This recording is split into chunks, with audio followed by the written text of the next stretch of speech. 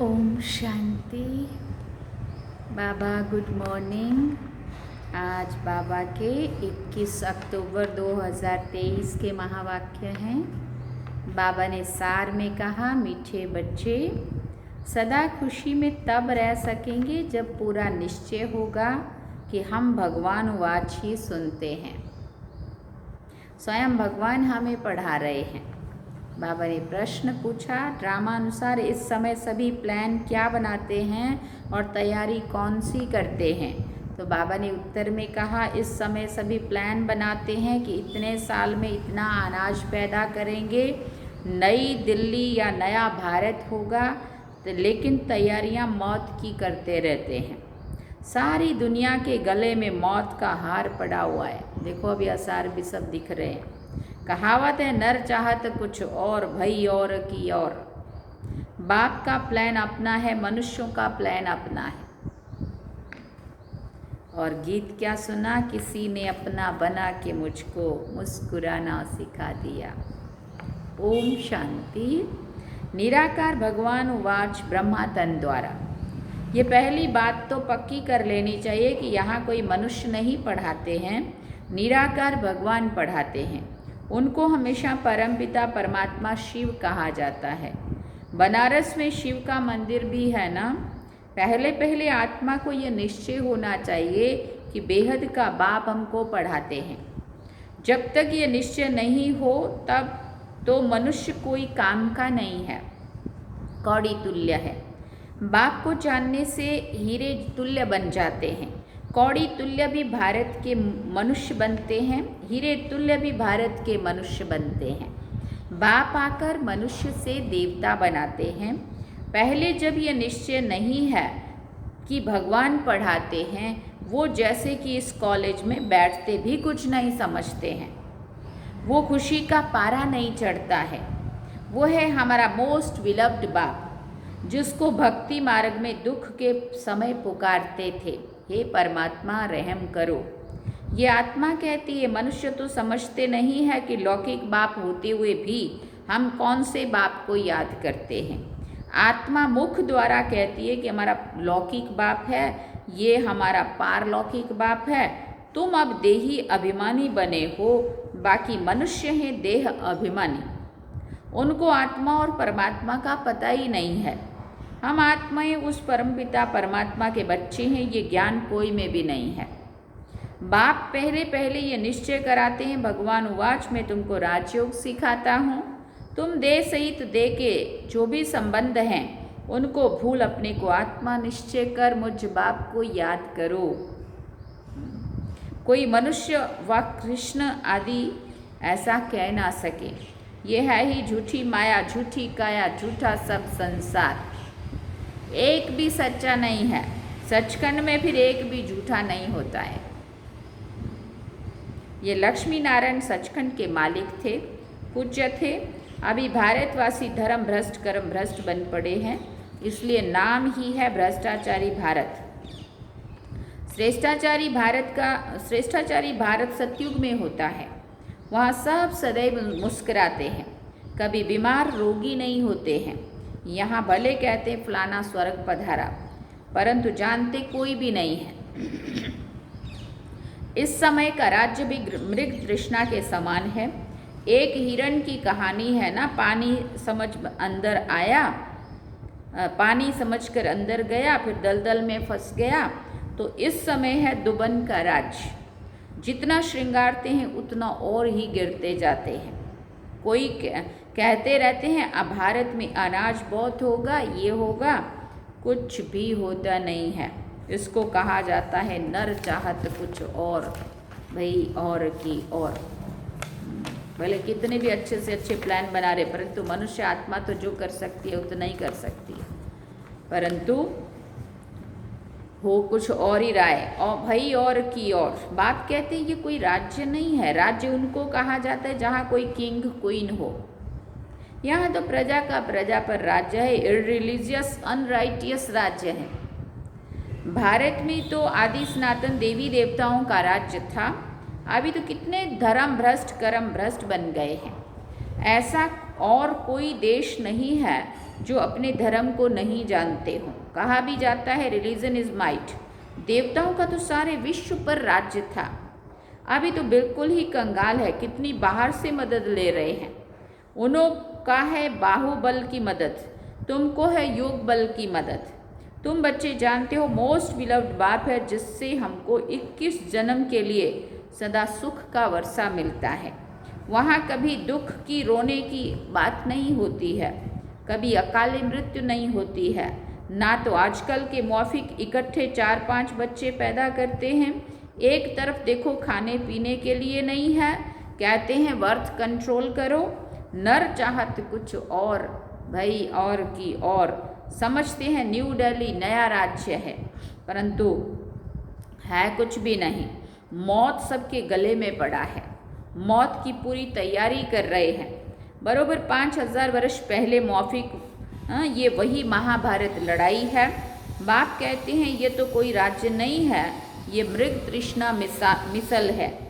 द्रौपदी का भी मिसाल है ना, तुम सब द्रौपदियाँ हो। बाप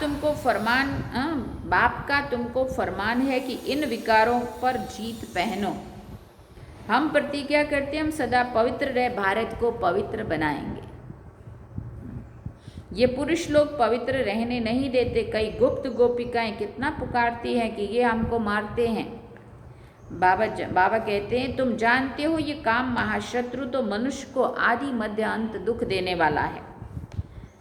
बाप कहते हैं इस पर तुम्हें जीत पानी है। गीता में भी है भगवान उवाच काम महाशत्रु है, परंतु मनुष्य समझते हैं, बाप कहते हैं पवित्र बनो तब तुम राजाओं का राजा बनेंगे। अब बताओ, राजाओं का राजा बनना है या पतित बनना है? ये एक अंतिम जन्म बाप कहते मेरे खातिर पवित्र बनो। अपवित्र दुनिया का विनाश, पवित्र दुनिया की स्थापना हो जाएगी। आधा कल्प तुमने विष पीते पीते इतना दुख देखा है, तुम एक जन्म ये नहीं छोड़ सकते हो? पूछ रहे बाबा। अब ये पुरानी दुनिया का विनाश और नई दुनिया की स्थापना हो रही है। इसमें जो पवित्र बनेंगे और बनाएंगे वही ऊंच पद पाएंगे। ये राजयोग है। तुम कहते हो हम ब्रह्मा कुमार कुमारियां हैं, तो बरोबर प्रजापिता ब्रह्मा की संतान भी हैं। ब्रह्मा शिव का बच्चा है, तुमको वर्षा देने वाला शिव है। ये इनकॉर्पोरियल गॉडफादरली यूनिवर्सिटी है। वो हेवन स्थापन करने वाला, वर्षा देने वाला शिव है। वही गॉडफादर ब्लिसफुल नॉलेजफुल बाप बैठ पढ़ाते, परंतु जब देह अभिमान निकले तब बुद्धि में बैठे। तकदीर में नहीं है तो फिर धारणा नहीं होती है। बरोबर जगत पिता के तुम बच्चे हो। ब्रह्मा कुमार कुमारियां राजयोग सीख रहे हैं। तुम्हारा ही यादगार खड़ा है, कितना अच्छा मंदिर है।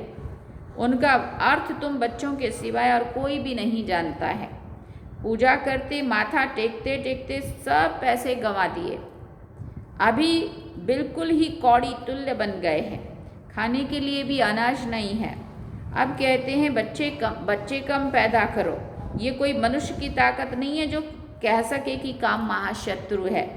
ये तो जितना कहेंगे कम पैदा करो उतना ही जास्ती पैदा करेंगे। कोई की ताकत चल नहीं सकती।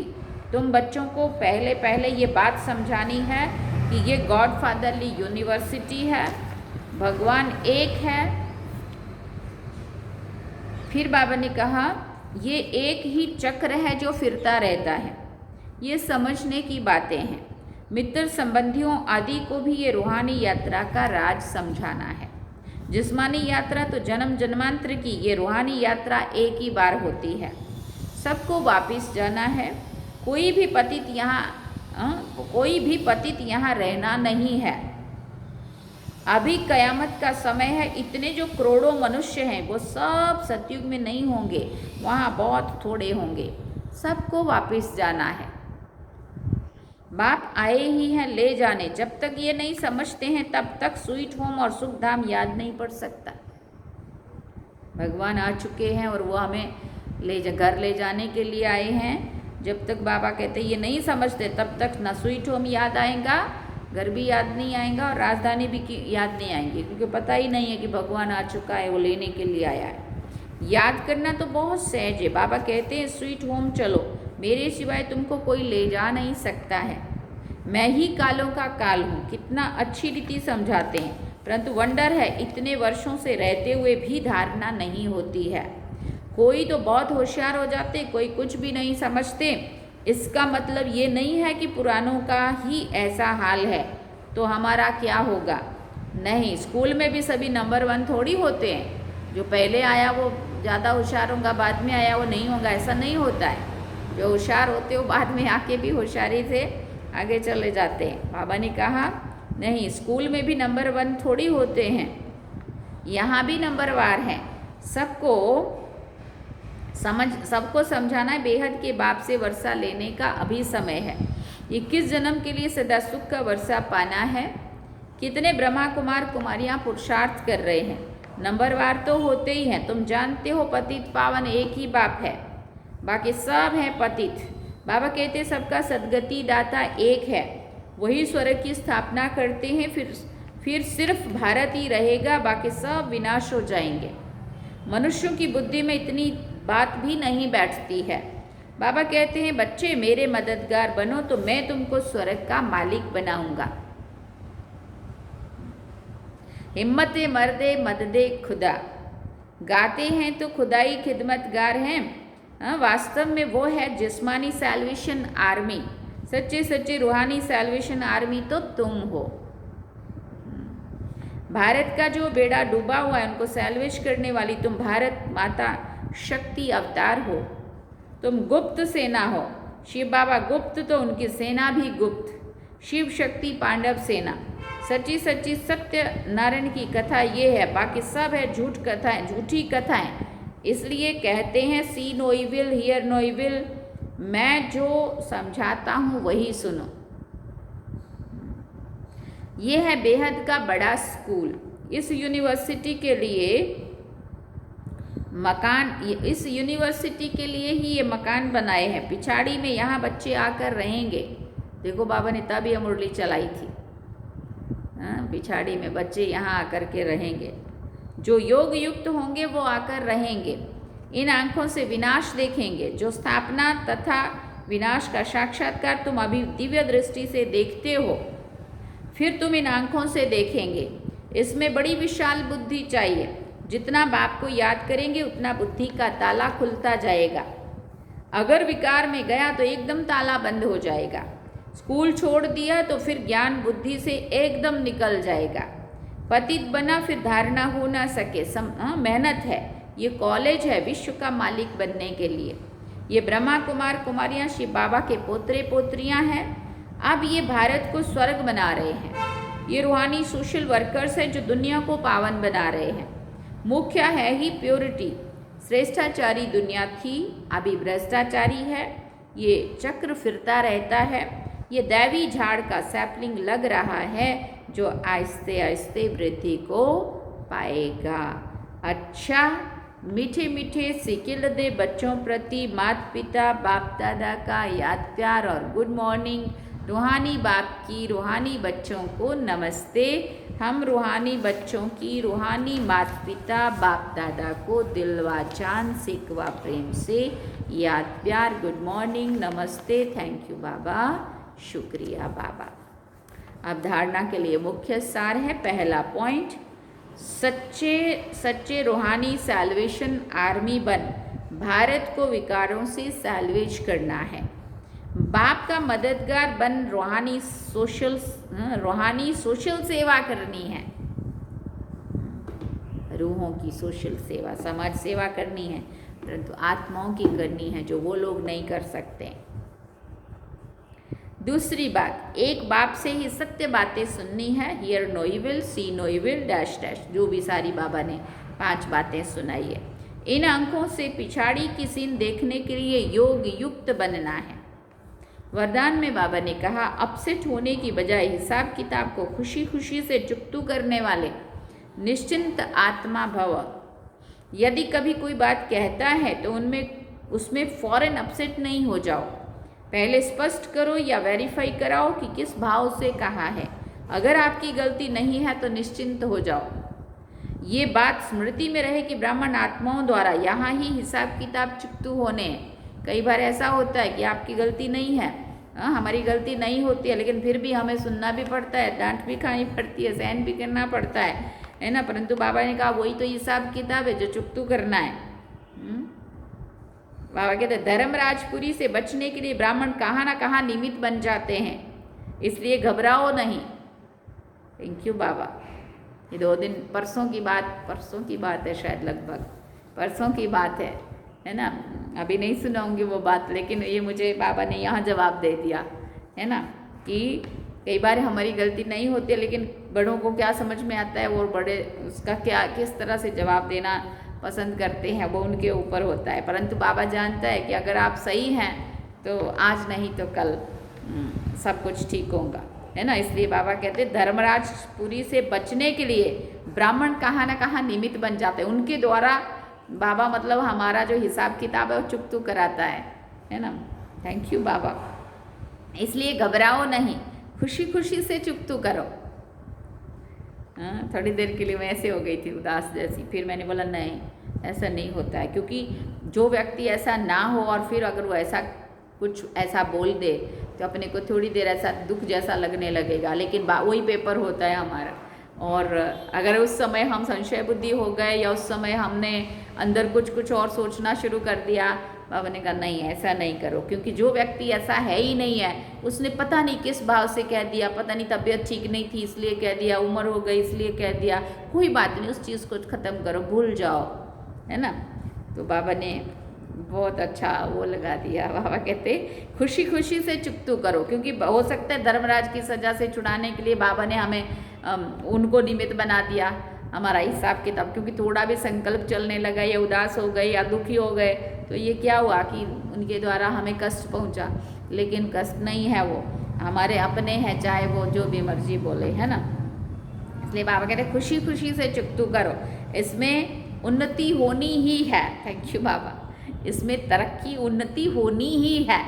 बड़े कभी ये नहीं चाहेंगे कि तुम आगे नहीं बढ़ने चाहिए, तुम आगे अच्छा नहीं करने चाहिए, वो हमेशा चाहेंगे। बहुत इतना खुश भी होंगे और खुश होते भी हैं। लेकिन कई बार तबीयत अगर सही नहीं है और अगर ठीक से नहीं बोल पाए तो इसका मतलब ये नहीं है कि उनके मन में हमारे लिए प्यार नहीं है या वो हमारे शुभ चिंतक नहीं है। उनको हमेशा खुशी होगी आपका अच्छा सुनने में, है ना। इसलिए बाबा कहते हैं इसमें तरक्की उन्नति होनी ही है। थैंक यू बाबा।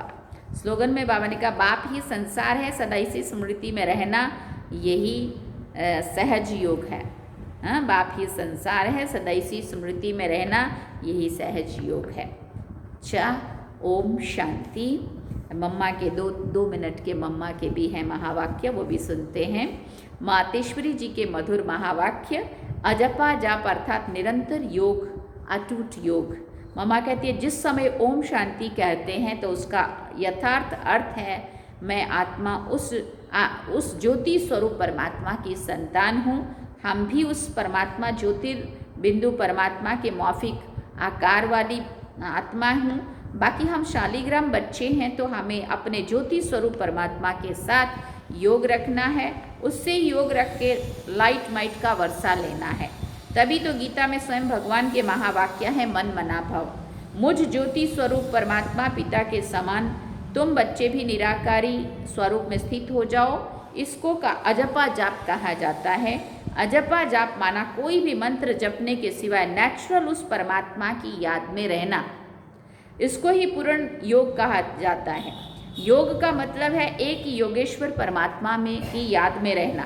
तो जो आत्माएं उस परमात्मा की याद में रहती हैं उन्हों को योगी अथवा योगिनियाँ कहा जाता है। बाबा कहते हैं जब उस योग अर्थात याद में निरंतर रहें तब ही विकर्मों का और पापों का जो बोझ है वो नष्ट हो और आत्मा पवित्र बने, जिससे फिर भविष्य जन्म में देवताई प्रारब्ध मिले।